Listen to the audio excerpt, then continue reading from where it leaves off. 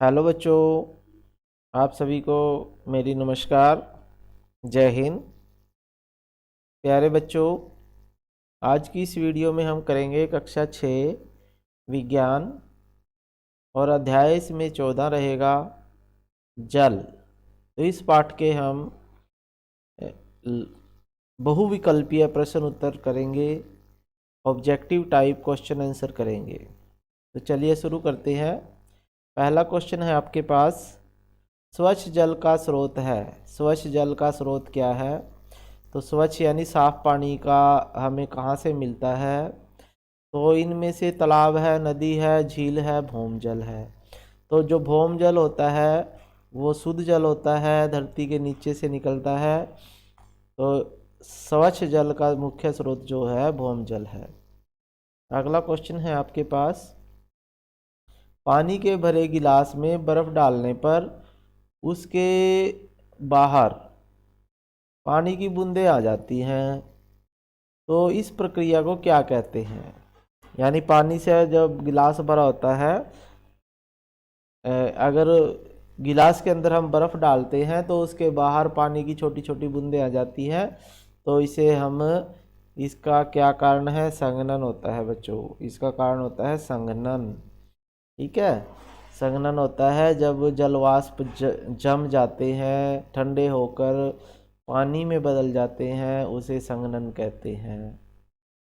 फिर उसके बाद है, गीले कपड़े किस मौसम में जल्दी सूख जाते हैं? यानी गीले कपड़े किस मौसम में जल्दी सूखते हैं बच्चों? तो इसमें है जैसे आपके पास चमकदार धूप में, यानी जब बहुत तेज चमकदार धूप निकलती है तभी कपड़े जल्दी सूखते हैं। बादलों के मौसम में नहीं सूखते, धुंध में नहीं सूखते, बरसात में नहीं सूखते और गीले हो जाते हैं उसमें तो। ठीक है बच्चों, आगे चलते हैं।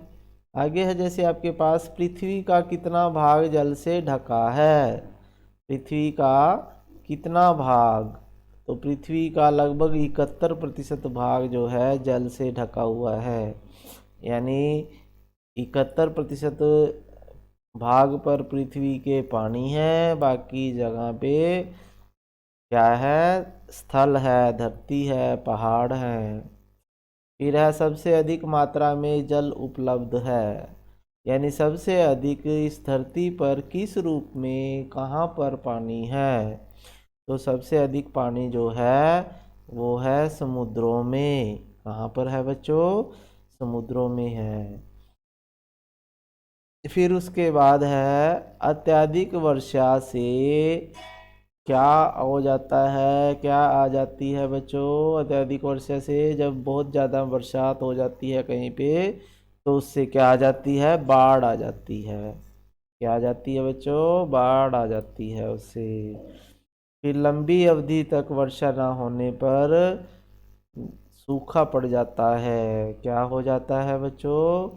जब किसी क्षेत्र में बहुत लंबे समय तक वर्षा ना हो तो वहाँ पे सूखा पड़ जाता है, अकाल पड़ जाता है।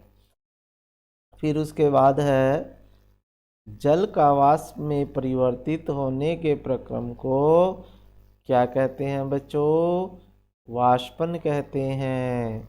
यानी जल या पानी जब गर्म करते हैं तो वो भाप में बदल जाता है, उसे वाष्पन कहते हैं।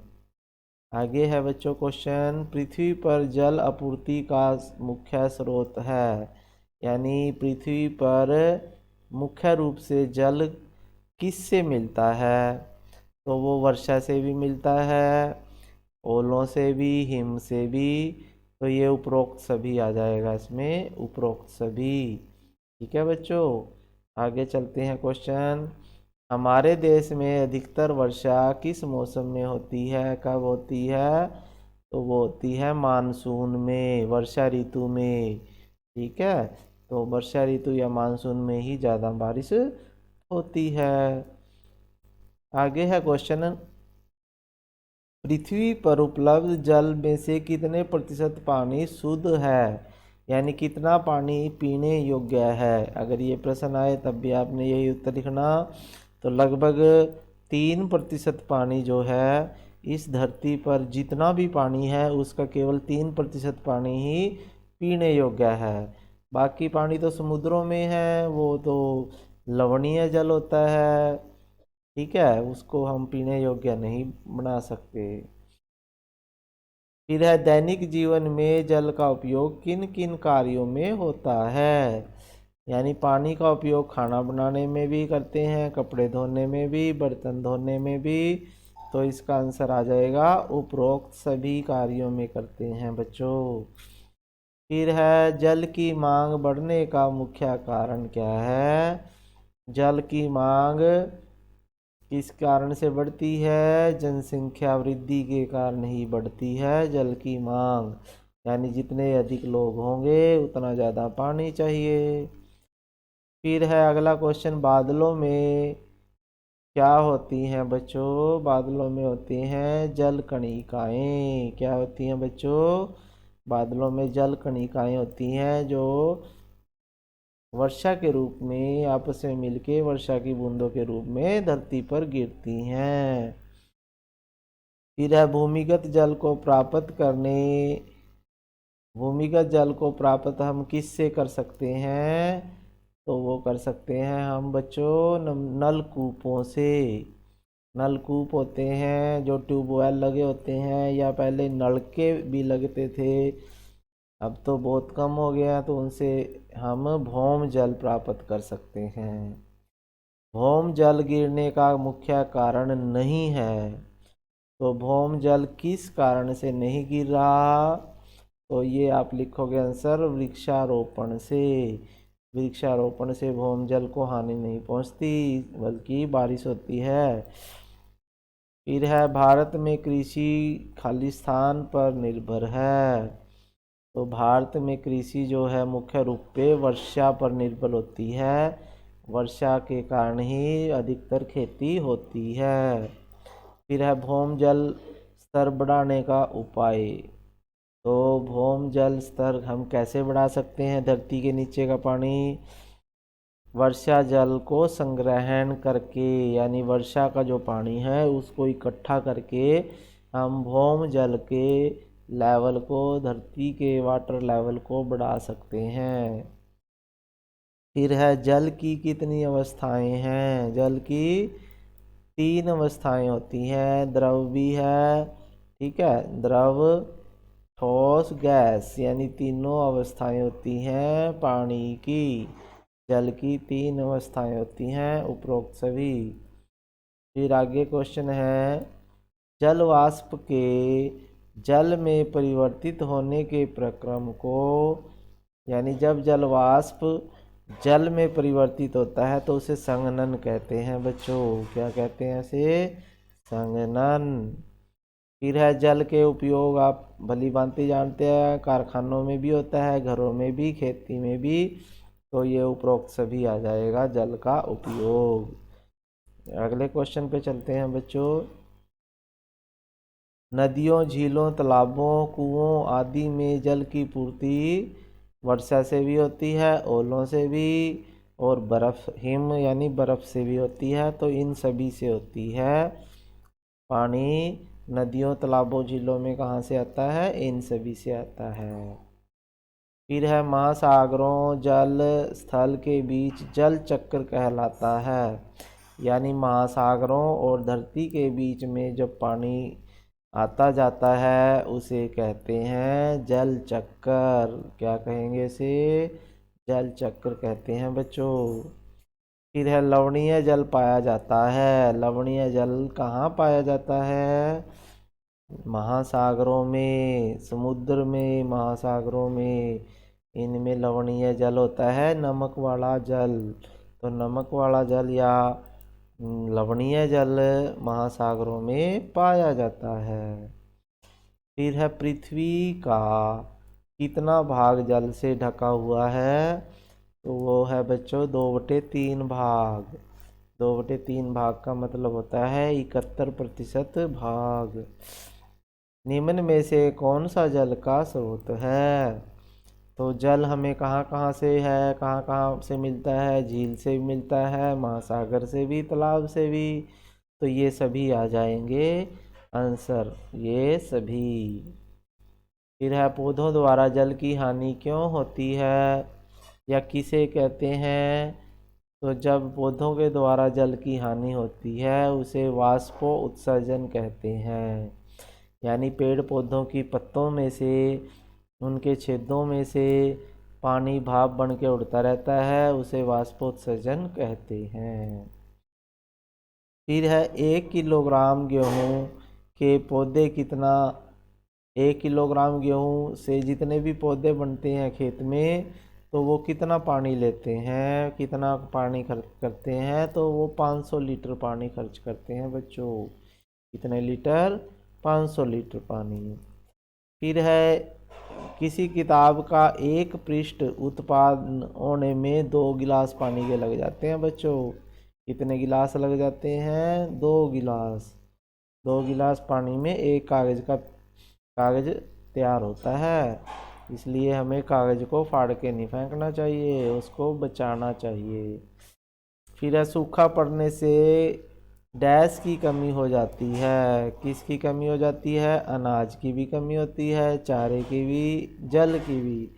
यानी उपरोक्त सभी की कमी हो जाती है जब जहाँ पे सूखा पड़ जाता है। फिर है कार बनाने के लिए कितना पानी खर्च होता है? तो वो होता है बच्चों 30,000 लीटर पानी एक कार बनाने में खर्च हो जाता है बच्चों। फिर है 1 टन स्टील उत्पादन में लगभग 4500 लीटर पानी लग जाता है बच्चों। कितने लीटर? 4500 लीटर। शुद्ध जल का स्रोत वर्षा होती है बच्चों। वर्षा का जल जो होता है सबसे शुद्ध जल होता है। ठीक है, यदि उसमें कोई अशुद्धि ना मिले, धरती पर गिरने से पहले वर्षा का जल जो होता है शुद्ध होता है। फिर है वर्षा जल संग्रहण का अर्थ होता है कि वर्षा का जल को भूमि के अंदर पहुंचाना, वर्षा के जल को टैंकों में इकट्ठा करना, वर्षा जल को व्यर्थ बहने से रोकना। तो ये तीनों होते हैं वर्षा जल संग्रहण का अर्थ। ठीक है बच्चों। फिर है मानव शरीर के लिए जल क्यों जरूरी है? तो मानव शरीर के लिए जल जरूरी है पाचन के लिए, उत्सर्जन के लिए, पोषक तत्वों के परिवहन के लिए। यानी इन तीनों के लिए है, तो उपरोक्त सभी आपका आंसर आ जाएगा बच्चों। फिर है वर्षा के जल में हो सकता है। तो वर्षा के जल में क्या हो सकता है? गैस घुली हो सकती है। इसमें भी आंसर आ जाएगा, गैस घुली हो सकती है, कोई गैस हो सकती है वर्षा के जल में। फिर है जल गैसीय अवस्था में वायु में पाया जाता है। कहाँ पाया जाता है बच्चों? वायु में, गैसीय अवस्था में पाया जाता है, जल वाष्प के रूप में। जल जो है ठोस अवस्था में कहाँ पाया जाता है? पर्वतों पर पाया जाता है, बर्फ के रूप में। जहाँ पे बर्फ जमी होती है ना, वहाँ ठोस अवस्था में है बर्फ, पानी। फिर है आलू में कितने प्रतिशत जल पाया जाता है बच्चों? तो आलू में कितने प्रतिशत जल है? 70% जल पाया जाता है आलू में बच्चों। ठीक है बच्चों, आगे चलते हैं। मानव आगे है, जैसे पृथ्वी पर उपलब्ध कितना जल ठोस अवस्था में है? तो ठोस अवस्था में 2% पानी जो है ठोस अवस्था में है, बर्फ के रूप में है इस धरती पर। फिर मानव शरीर प्रतिदिन लगभग कितना जल उत्सर्जित करता है? उत्सर्जित का मतलब पसीने के रूप में, पेशाब के रूप में हमारा शरीर कितना पानी बाहर निकालता है? तो ये है 2.5 से 3 लीटर पानी हर रोज हमारे शरीर से निकलता है। फिर है पुनः चक्रण कागज सकारात्मक रूप से पर्यावरण को कैसे प्रभावित करता है? जल प्रदूषण को कम कर सकते हैं हम यदि कागज का पुनः चक्रण करें, कागज का उपयोग पुनः करें, तो उससे हमारे पानी जो प्रदूषित होता है वो कम हो सकता है। शहरों में वर्षा जल संचयन एक तकनीक है जिसका उपयोग किस लिए किया जाता है बच्चों? इसका उपयोग किया जाता है बारिश का पानी इकट्ठा करने के लिए किया जाता है इसका उपयोग। जो होते हैं ना, रेन वाटर हार्वेस्टिंग सिस्टम लगाए होते हैं, इससे जो पानी होता है वर्षा का वो धरती में नीचे चला जाता है भूमिगत जल में। फिर उसके बाद ये देखो थैली में ये पानी का हमने कप रखा, फिर उसको बंद कर दिया, धूप में रखा, तो ये जल वाष्प बन रहे हैं, तो इसे वाष्पीकरण अभिक्रिया कहते हैं। यानी ये पृथ्वी पर जल चक्र का एक उदाहरण है। ठीक है बच्चों, तो आज की वीडियो में इतना ही कराएंगे। आप इस वीडियो को लाइक कीजिए, चैनल को सब्सक्राइब कर लीजिए, घंटी के बटन को भी दबाइए और अपने दोस्तों को इस वीडियो को ज़रूर शेयर कीजिए ताकि वो भी इसका फ़ायदा उठा सकें। ठीक है बच्चों, फिर मिलेंगे नई वीडियो के साथ, तब तक के लिए आपको जय हिंद।